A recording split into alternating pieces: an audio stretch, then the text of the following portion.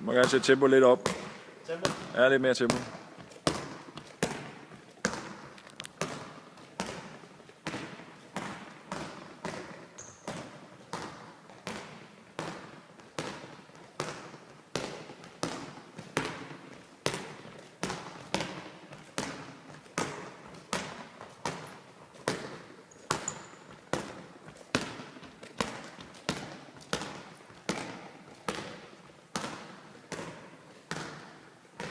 Og lidt mere tempo den anden vej, kom.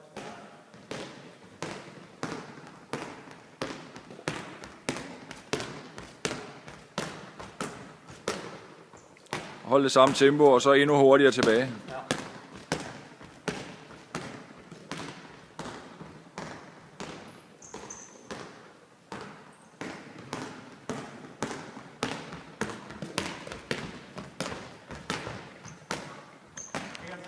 Ja, du simpelthen.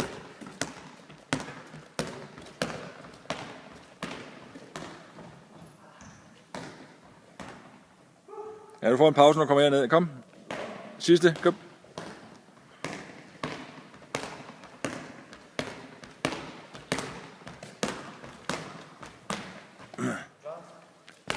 Jeg er klar.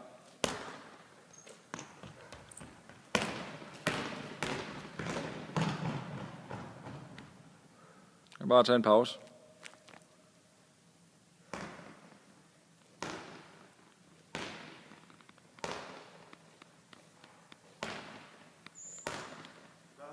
Du kører.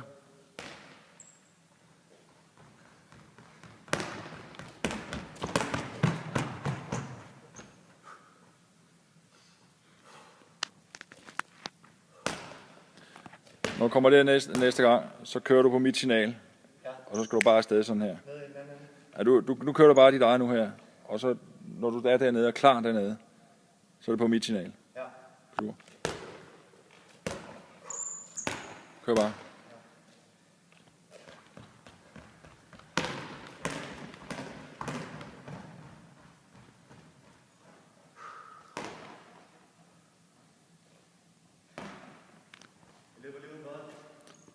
Det er godt.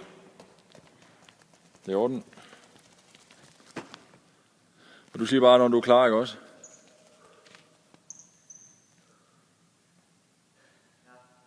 Det er i orden. Kom, afsted.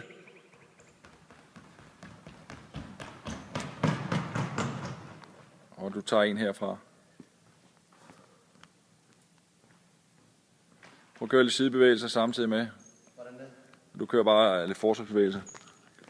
Samme som her, det var den. Nej, så pifter jeg, eller giver dig signal, og så kører du kontra. Kører sidebevægelse. Du kører bare sidebevægelsen nu, som om du dækker op, og så ja, kør bare. Okay. Godt. Kom.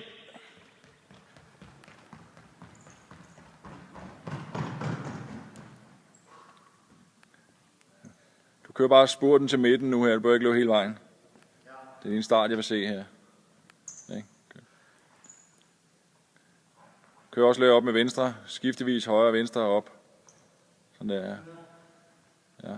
Kom. Ja, det er ordentligt.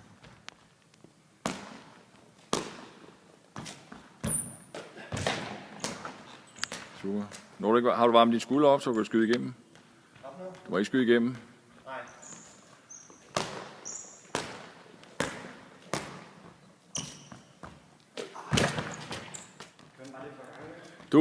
Det gør du bare.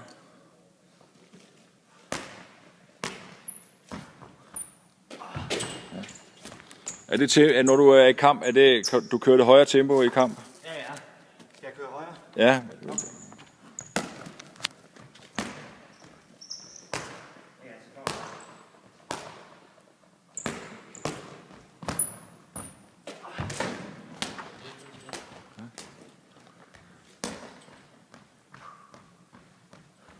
Det er ikke intervaltræning, du må gerne tage det stille og roligt.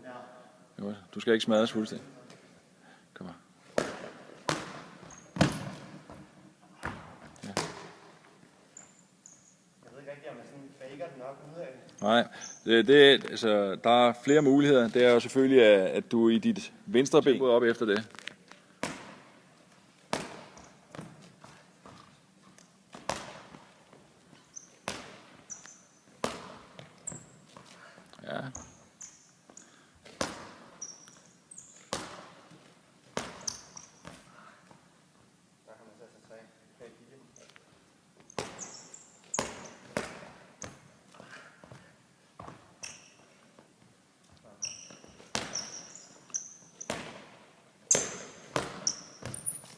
Ja, der var rigtig flot der.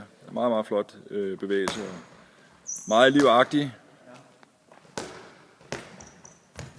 Ja. Og det er så. Sådan der. Det var noget af det.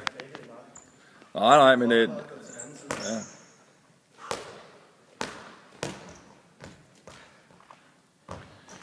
Nu kører det.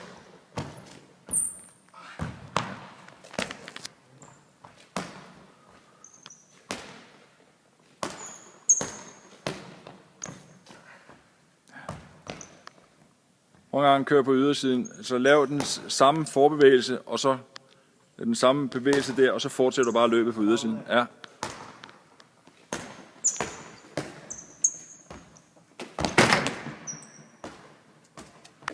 Det må du gerne gøre igen. Og Frederik, du siger bare til, hvis du synes, puha, ikke fordi...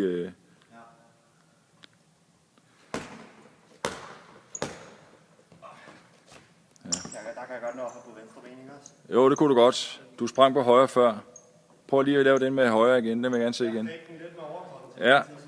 Nej, kør stadigvæk som om, at du vil den vej, men han følger ikke med, og så kører du bare på ydersiden. Ja. Yes, kør op, Frederik. Ja. Super.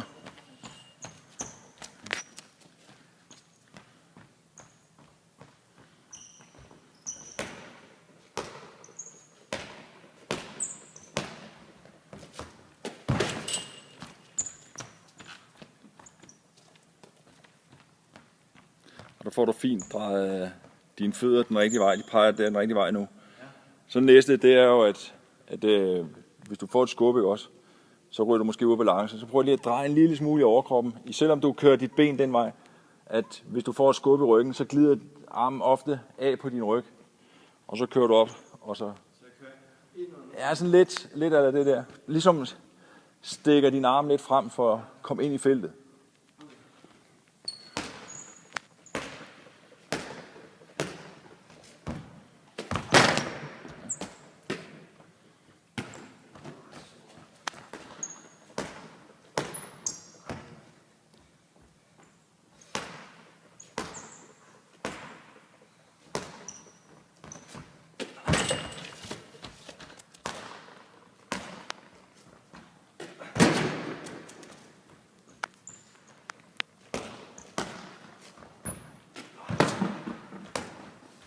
Kan næsten ikke lade være, hva'?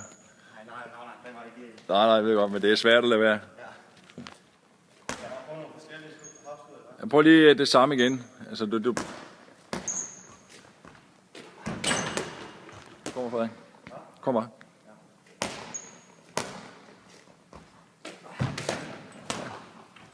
Det var faktisk mere lige opad.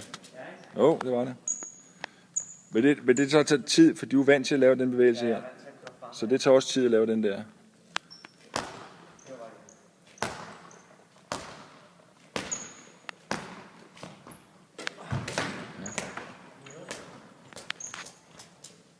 Og en anden fordel ved, at du får trukket armen derop, så kan du faktisk nå at variere, inden du slipper den. Jeg drejer armen op. Ja, og rundt om paraderne, ikke? Og under om hoften.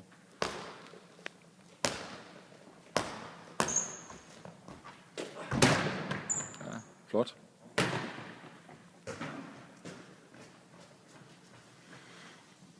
Du kører bare.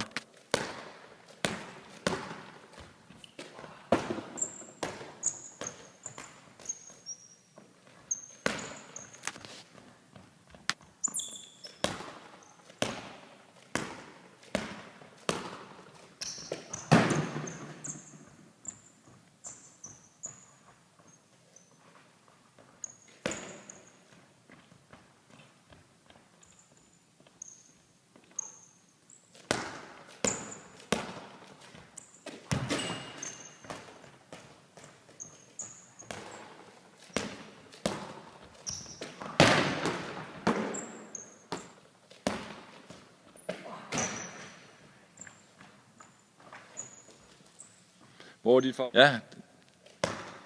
Ja, det kan være næsten være lige meget, altså, men prøv bare med en underhånd. Ja. Gjorde du det ikke det på højre? Gjorde du det på højre der? Ja.